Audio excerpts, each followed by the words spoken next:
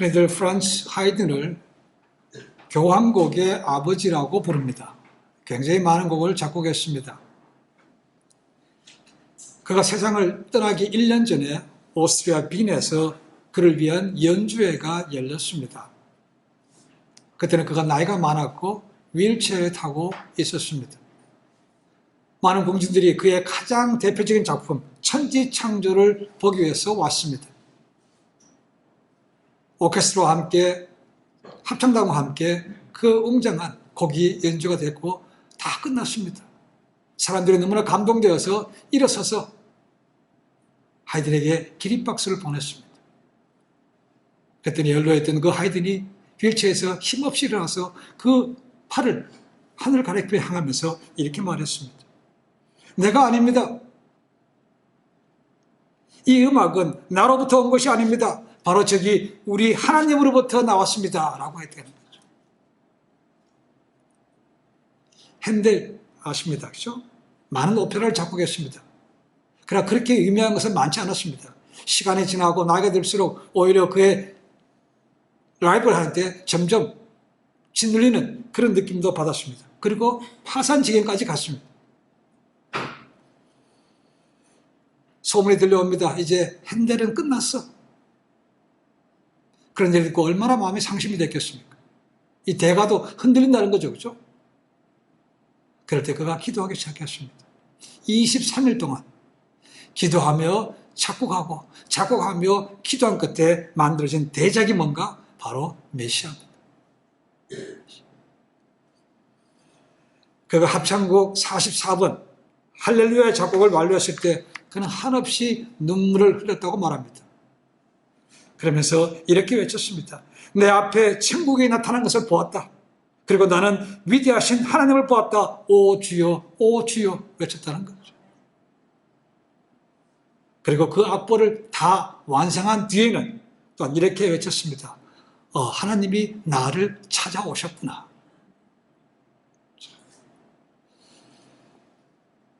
우리 애국가 있습니다. 그죠? 누가 작곡한지 아십니까? 안익태라는 분이죠. 그죠? 근데 지금 한국에 교육이 어떻게 되는지 이 애국가를 작곡한 분이 누군지 모르는 초등학생들이 그렇게 많답니다. 그가 어떻게 이 애국가를 만들게 됐는가? 그가 한 번은 샌프란시스코에서 한인회를 갔답니다. 근데 한인회 갔더니 그 당시에 오래전에 교민들이 교회에 모여서 올드랭 사인을 부르고 있다는 것이죠. 그걸 보고 너무나 마음이 감동이 됐습니다. 우리나라에 곡이 없고 나라를 대표하는 음악이 없다는 거죠. 그가 다시 공부하기 위해서 헝가리의 부다페스트에 있는 음악학교로 갔습니다. 거기서 공부하던 중에 1935년 그가 애국가를 완성했습니다. 훗날 그는 그가 작곡했던 애국가가 불릴 때마다 이렇게 고백을 했다고 합니다. 애국가는 내 작곡이 아닙니다. 그것은 하나님의 선물입니다. 나는 하나님의 영감을 받아 조국의 백성들에게 전했을 뿐입니다. 라고 했다는 겁니다. 아마 이런 고백들이 우리 믿음의 사람들이 늘 해야 될 고백이 아닌가 생각해 봅니다. 모든 것이 주님의 은혜입니다. 내가 한 것이 아니고 하나님께서 나에게 하라고 하셨고 저는 순종할 뿐입니다. 이 모든 영광을 하나님께 돌립니다. 이것이 우리의 고백이 되어야 맞지 않습니까? 그렇죠? 산상수훈 마태복음 5장에 보면 예수님께서 이렇게 말씀하십니다. 너희는 세상의 빛이라고 말씀하시죠? 그 다음에 뭐라고 말씀하시는가? 너희 빛을 선한 행실이라고 말합니다. 너희 선한 행실을 세상에 비춰서 그들로 하여금 하나님의 아버지께 영광이 되게 하라고 말씀하십니다. 사도 베드로전서 1장 4장 11절에 이렇게 고백합니다. 만일 누가 말하려면 하나님의 말씀하는 것 같이 하고 누가 봉사하려면 하나님의 공급하시는 힘으로 하는 것 같이 하라.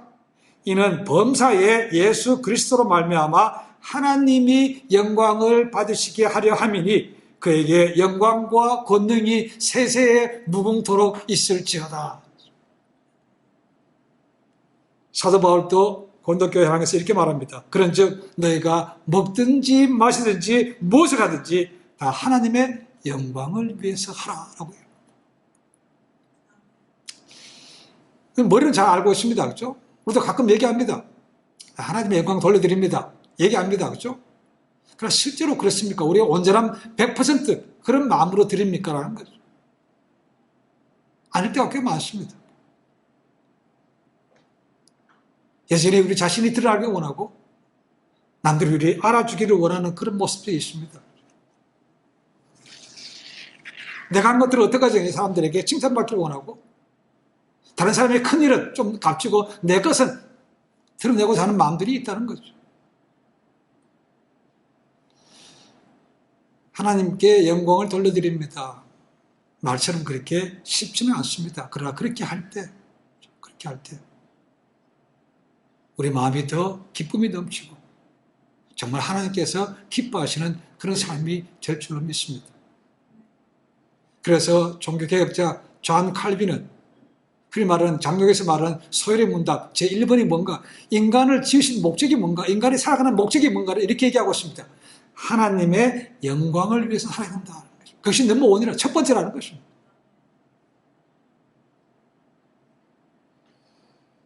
우리가 그분의 형상대로 그분의 목적대로 지원받았다면 우리 하는 모든 것은 하나님의 영광을 위해서 해야 되는 것이 맞는 거죠.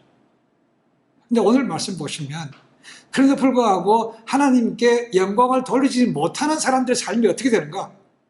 오늘 말씀 속에서 나옵니다. 누군가 바로 예수님들 대적했던 바리새인과 서기관들, 유대인들의 모습이라는 것이죠. 어쩌면 그들의 모습이 우리 삶과도 여전히 남아 있습니다. 그들이 어떻게 했는가? 두 가지입니다. 첫 번째로 예수님을 구세주로 인정하지 않았다는 거죠. 주님께 영광을 돌리지 않으면 그런 삶을 살 수밖에 없다는 거죠. 예수님을 인정하지 않습니다. 그죠? 어쩌면 당연한 것입니다. 메시아로 인정하지 않으니까 영광을 돌리는 것도 할 수가 없는 거죠. 그들은 가장 두려운 사람이 있습니다. 하나님입니다. 하나님. 여호와를 경외한다고 말합니다. 그래서 그분이 주신 율법을 갖다가 연구하고 가르치고 묵상하고 행하려고 애씁니다. 그런데 그들은 그 율법이라는 것에 매여서 그 율법을 주신 하나님의 본뜻을 잊어버렸다는 것이죠. 뭐 이렇게 마음의 문이 닫혔습니다. 오히려 선민 세상이 꽉 차서 하나님의 선하신 그 본질을 잊어버렸다는 거죠. 그러니까 하나님께서 보내신 자, 아주 열심 메시아를 보내서 왔지만 그분을 인정하지 않았다는 것입니다. 오히려 죽이려고 했다는 거죠. 심지어 그들은 예수님을 향해서 막말도 서슴지 않았습니다. 오늘 시작할 때 뭐라 합니까? 너 사마리아인이야 라고 얘기합니다. 개만도 못하다는 거죠. 그렇죠? 인간 취급조와는 아주 인격 모독적인 것이죠. 그 다음 또 뭐라 합니까? 귀신 들렸대요. 예수님이 하는 모든 기적과 말씀 자체가 사람들이 놀랐는데, 그렇죠? 그것이 하나님께서부터 온 것이 아니고 마귀가 있다는 거 아닙니까? 근데 실상은 어떻습니까? 이제 깨닫지 못하는 그들이야말로 예수님 말씀처럼 마귀의 자녀가 아닙니까? 그렇죠?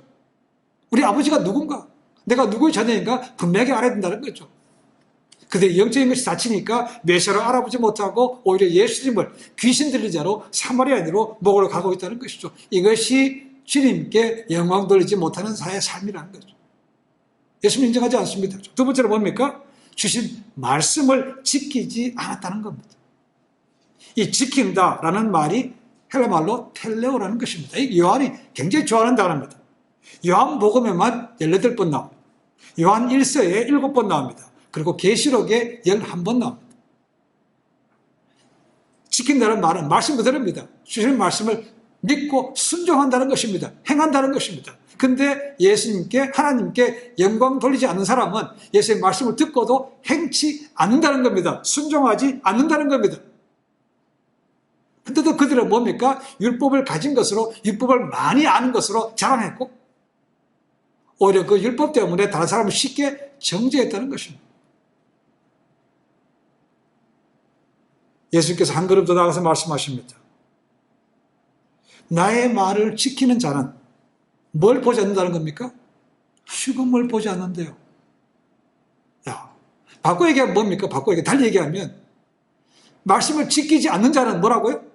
죽는다는 거죠. 그죠? 그러니까 유대인들이 또 발끈하는 거죠. 야, 아브라함도 죽었고 우리 앞에 선자 다 죽었는데 야, 네가 뭔데? 안 죽는다 그러느냐? 따지는 거죠. 그죠? 모든 인간은 다 죽는 건 맞습니다. 그죠? 근데 예수님께서는 내 말을 지키는 자는 죽음을 맛보지 않는다. 그럼 그 말은 뭡니까? 라는 거죠.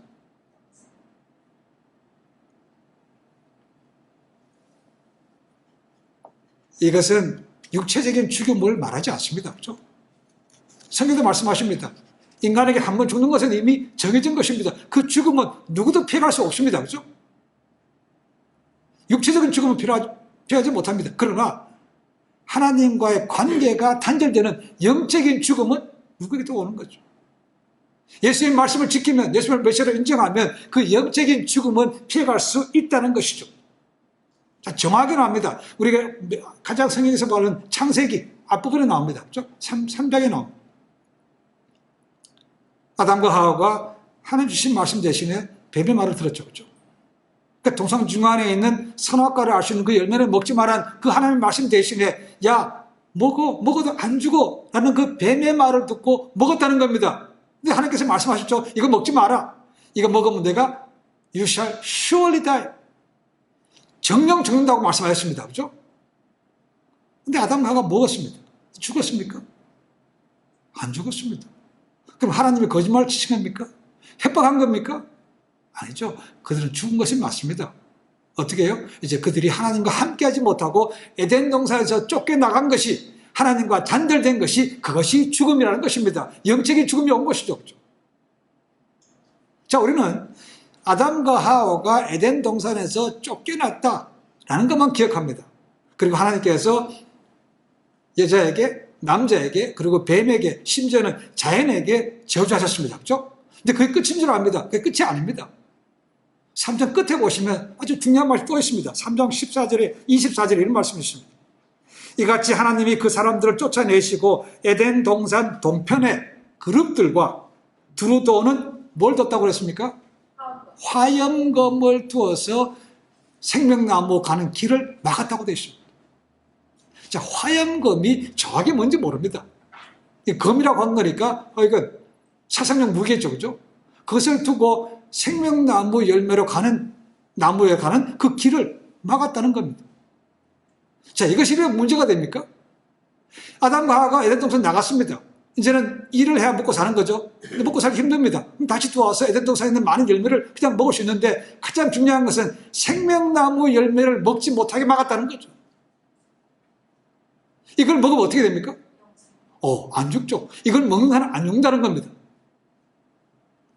그래서 안 죽는 것을 막기 위해서, 죽는다는 것을 보여주기 위해서 하나님께서 그것을 지키게 만들었다는 거죠. 그래서 아담과 하와는 이 생명나무 열매를 못 먹게 되기 때문에 뭐가 왔습니까? 육체적으로 죽음이 온 것이죠. 그래서 죄의 삭슬, 사망이라고 부르는 겁니다. 모든 것이 죄를 다 막았다는 것이죠. 그러니까 죄는 모든 것의 관계를 막는다는 거죠. 근데 내 말씀을 믿고 지키는 자는 이 죽음, 영적인 죽음은 맛보지 않는다고 말씀하고 있는 것이죠. 근데 이것을 안 하면 뭡니까? 영적으로 죽는다는 겁니다. 우리 말씀이 우리의 생명의 양식인 거죠. 영의 양식입니다. 육신을 위해서 우리를 먹습니다. 그렇죠? 그러나 우리 영을 위해서는 살아있는 생명의 말씀을 먹어야 된다는 거죠. 그래서 끊임없이 위로부터 오는 우리 은혜가 공급돼야만 우리가 영적으로 뿌리를 내리고 단단하게 설 수 있는 것이죠. 이걸 지금 말씀하고 있는데 이 사람들 깨닫지 못한다는 거죠.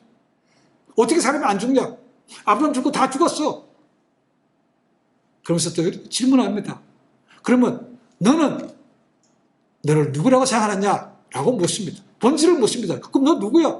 네가 하나님이야? 이 말이죠. 그죠? 어제 죽지 않는 분은 하나님밖에 없는 거 아닙니까? 야, 네가 그러면 네 말을 지키면 안 죽는다는데 그럼 네가 하나님이야? 이런 말이죠.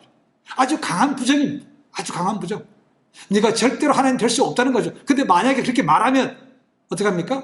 신성모독으로 몰아서 예수님을 죽이려고 하는 거죠. 예수님이 이걸 알고 있습니다. 그렇죠? 그러니까 그들이 원하는 대로 그래 내가 하나님이야 이렇게 말씀하지는 않습니다. 예수님은 두 가지를 얘기합니다. 여기서 이제 영광이라는 주제가 나옵니다. 영광이라는 주제.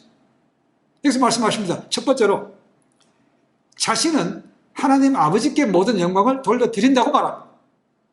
두 번째로 놀랍게도 아버지가 자신에게 영광을 주신다고도 말씀하십니다.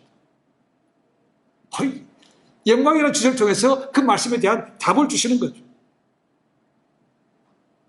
예수님은 뭘 하든지 간에 내가 한 것이 아니요 하나님 아버지께서 주신 것이라고 말씀하십니다. 그렇죠? 그것이 하나님께 영광을 돌려드리는 것이고 또 아버지께서 자신을 영원롭게 하신대요. 영광스럽게 하신다는 겁니다. 그건 뭡니까? 이제 앞으로 보겠지만 죽음에서 다시 살리시는 것이고 언젠가는 모든 만인이 무릎 꿇고 그 앞에서 경배하는 것을 보게 하신다는 거죠. 지금 그걸 아시기 때문에 내가 아버지를 영원롭게 하고 아버지께서 또한 나를 영원롭게 하신다고 말씀하고 있는 것이죠. 예수님은 이렇게 얘기합니다. 내 아버지라고 말씀하시고 그들을 향해서는 너희 하나님이라고 말합니다. 내 아버지와 너희 하나님이 문맥상으로 보면 하나님 똑같은 얘기입니다. 그렇죠? 근데 다르게 표현했다는 겁니다. 내한테는 아버지인데 너희한테는 하나님이라고 얘기해요.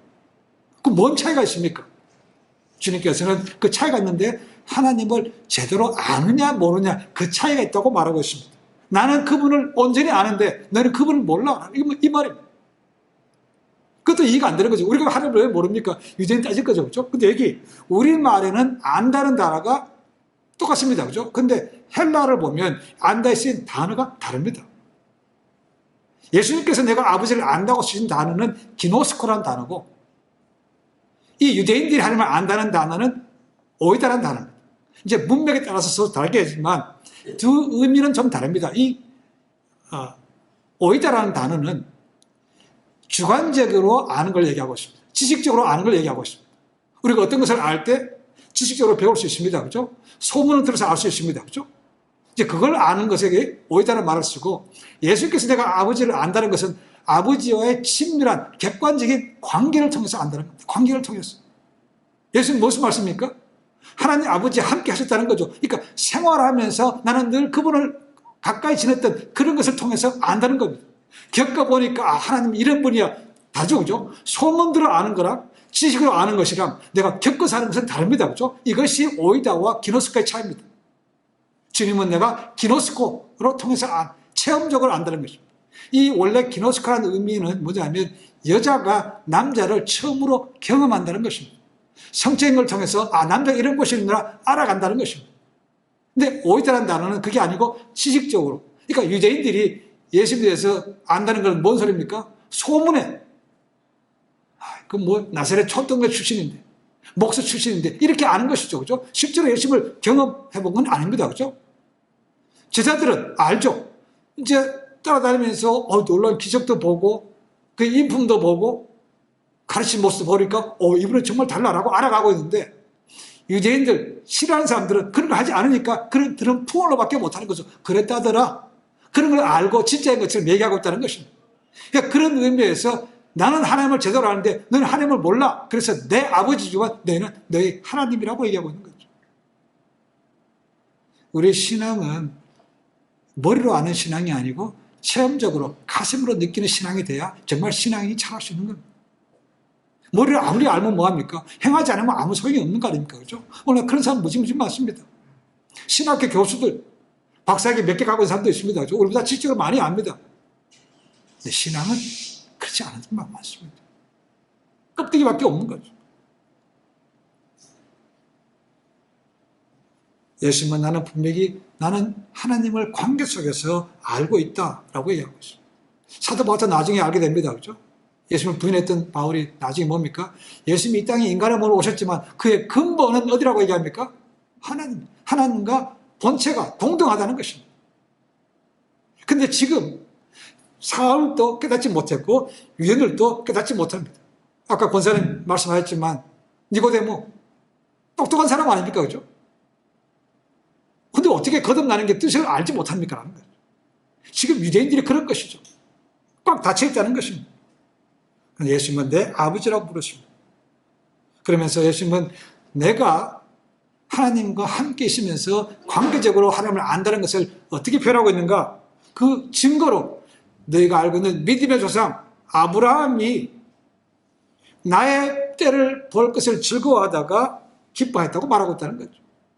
좀 이해하기 어렵습니다. 시간적으로 본다면 아브라함이 살던 시대와 예수님이 살던 시대는 시간적으로 2000년이라는 시간이 있습니다. 이해가 안 되죠, 그죠? 어떻게 2000년 전에 살았던 아브라함이 예수님의 때를 볼 것을 하고 기뻐했는데 예수님이 그 사실을 알고 있습니까? 라는 겁니다. 이 상식적으로는 정말 이해가 안 되는 겁니다. 그 말은 뭡니까? 곧 예수님께서 이미 이 세상이 만들어지기 전에 계셨던 분이라는 거죠. 그러니까 또 묻습니다. 야, 네가 아직 50도 못 됐는데 아브라함을 봤어라고 얘기합니다. 50도 못 됐는데. 예수님께서 이 사역을 시작할 때 나이가 얼마 때 시작했다고 되십니까? 30대. 그 성경에 나옵니까? 네, 나옵니다. 의사한테 누가에 의하면, 누가 보면 3장 23절에 의하면 예수님께서 사역을 시작할 때 그의 나이가 30쯤 되었더라라는 것입니다. 그러니까 모든 문헌을 찾아보더라도 예수님의 나이가 결코 30대 후반은 넘지 않습니다. 근데 어떻게 아브라함을 볼 수 있는가? 근데 50이라는 건 나이는 또 뭡니까? 50. 저는 처음 생각할 때 예수님이 보기보다는 굉장히 나이가 들어 보이는가 보다 생각했는데 어떤 학자들은 그렇게 보지 않더라고요. 이 50이라는 나이의 의미가 있다는 거죠. 저기 구약에 보시면 레위인들의 그 복무하는 규정이 있습니다. 복무 규정. 몇 살 때 시작하고 몇 살 때 그만두라는 것이 있습니다. 그러니까 레위인들은 시작할 때 25살에 시작합니다. 그리고 성전에 출입하기 시작하는 거죠. 그리고 50살이 되면 은퇴하라고 되십니다. 50살. 그러니까 50세라는 너희가 그런 것이죠. 그러니까 예수님께서 아직 은퇴할 나이도 아닌 건강한데 네가 어떻게 아브라함을 보았으며 아브라함에 대해서 알 수 있냐는 것입니다. 그렇죠? 이해가 안 되는 것이죠. 그래서 예수께서 다시 58절에 이렇게 말씀하십니다. 아브라함이 나기 전부터 내가 있었다라고 말씀하십니다. 내가 있었다라는 이 헬라 말이 요한복음에 자주 나오는 에고 에이미, I am이라는 것입니다. I am. 7번 나오는 것이죠. 그죠? 그 말은 하나님만이 쓸 수 있는 말씀입니다. 그러니까 이 말씀을 통해서도 내가 이미 아브라함 태어나기 전에 하나님과 함께 하셨던 하나님이야 라고 선포하고 계시다는 거죠. 그러니까 유대인들이 가만겠습니까? 신성모독으로 뭐라고 합니까? 지가 하나님이라는 거 아닙니까? 그래서 돌로 쳐 죽이려고 하는 거죠. 이것은 율법에 나와 있습니다. 그죠? 레위기 24장 16절에 가면 신성모독, 하나님 모독한 사람은 돌로 쳐 죽이도록 되어 있습니다. 근데 지금 있는 곳이 어딘가? 성전입니다. 그죠? 자, 성전에 무슨 돌이 많습니까? 예. 그 당시에 이 예수님의 성전은 흔히 말하는 헤롯 성전이라고 말합니다. 헤롯이 유대인들에게 관심을 사기 위해서 계속해서 제2성전이었던 스룹바벨 성전을 고쳐가고 있는 것이죠. 그러니까 공사 중이었기 때문에 그 성전 안에 많은 돌들이 있습니다. 그걸로 죽이려고 했다는 것이죠.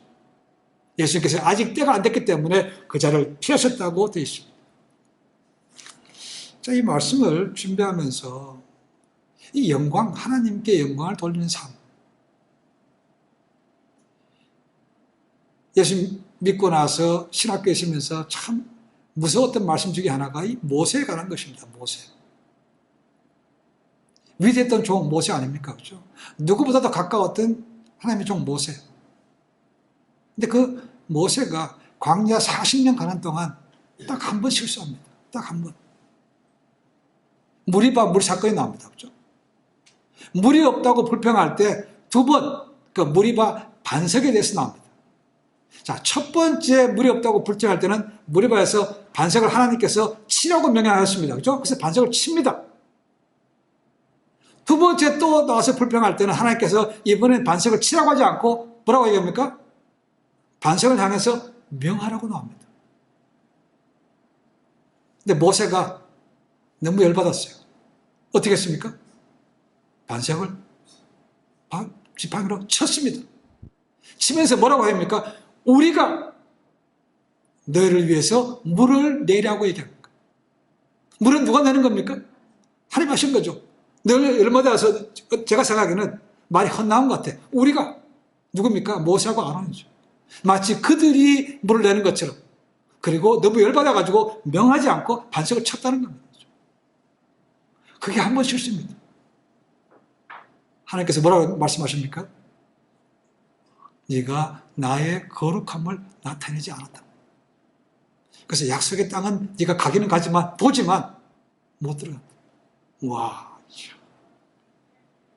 그 40년 동안 그렇게 고생하면서 툭하면 나와 사는 사람들에게 끌어안고 나가서 중보했던 사람이 모세 아닙니까? 그죠? 근데 그 얘기도 쌓였습니다. 그죠? 한 번 뻥! 실수 아닙니까? 실수. 모세가 정말 진심으로 그랬겠습니까? 근데 그 한 번 실수를요, 용서하지 않습니다. 민수기 20장에 나옵니다. 미리암, 모세의 누이죠? 미리암도 모세에게 대들었다고 해서 빨리 데려가십니다. 아론도 데려가십니다. 그리고 마지막에 모세를 데려갑니다. 신명기는 모세의 마지막 고별 설교입니다. 신명기 3장인가 4장에 보면 나옵니다. 나도 너희들 때문에 저 땅에 못 들어간다고요. 너희들 때문에. 그리고 이 한 번 실수 때문에 하나님께서 못 들어간다는 것 때문에 모세가 얘기합니다. 하나님, 그래도 한 번 실수인데 좀 덜하게 하옵소서 그랬더니 하나님께서 말씀하십니다. 모세야, 됐다. 이 얘기로 더 이상 내게 얘기하지 마라. 이렇게. 와, 진짜 단호하고 무서운 분입니다. 그렇죠? 더 이상 얘기하지 말래요. period. 이것이 하나님의 영광을 가르친 겁니다. 아, 얼마나 무서운지 모릅니다. 이런 분이 정말로 자비의 하나님, 사랑의 하나님을 볼 수 있는가? 굉장히 무서웠습니다. 그게 참 경외하는 거죠. 그렇죠? 근데요, 제가 유타에서 사역을 하면서 똑같은 게 아닙니다. 그렇죠? 더한 실수도 했습니다. 교회가 부흥하고 잘 될 때마다 하나님께서 하셨습니다라고 말은 하지만 제 마음속에는 제가 있다는 거죠. 내가 했다는 것이 남아있었다는 거죠. 하나님께서 그걸 보시고 저를 치셨습니다. 그래서 교통사고를 통해서 제 목뼈가 부러졌습니다. 교만의 목을 친 겁니다.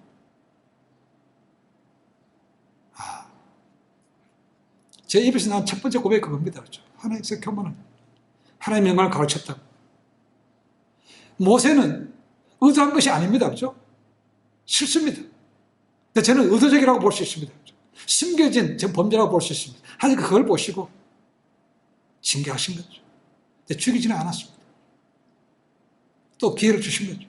그게 얼마나 감사한지 모릅니다.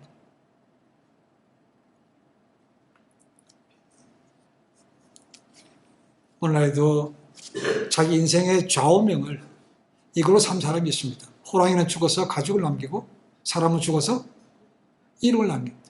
이름 남기는데 자기의 모든 걸 바친 사람이 있다는 거죠. 그 이름이 뭐라고? 조금 지나면 없어질 건데 기억도 안 할 건데. 근데 세상에 이렇게 알아준다고 치십시다. 이 창조주, 신바진 하나님께 기억되지 않는 이름이 뭐겠습니까? 라는 거죠. 이걸 깨닫지 못한다는 거죠. 믿음의 사람들 중에서도 자기 이름 내고자 하는 사람들이 많습니다. 내가 지은 교회, 내가 이 교회 세웠어, 몇 개 지었어, 이런 사람도 있습니다. 내 이름 알아주길 원한다는 것이죠. 그럼 얼마나 오래 가겠습니까?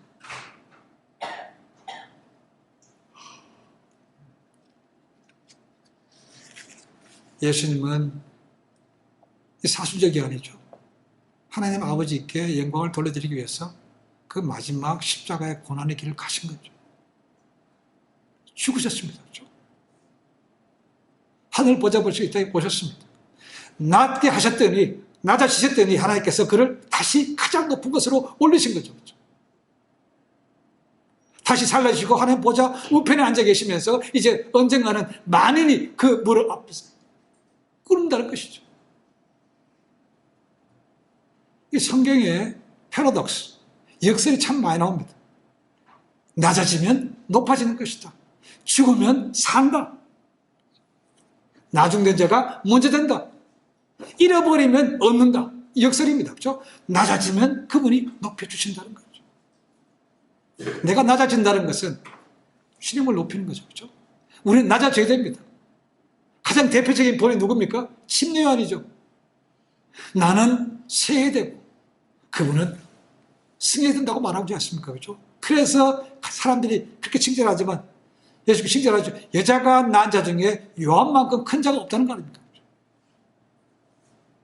낮아져야 되는데 낮아지기가 어렵습니다. 저는 구약의 이스라엘 백성들 향해서 선지자들이 자주 쓰는 말이 있습니다.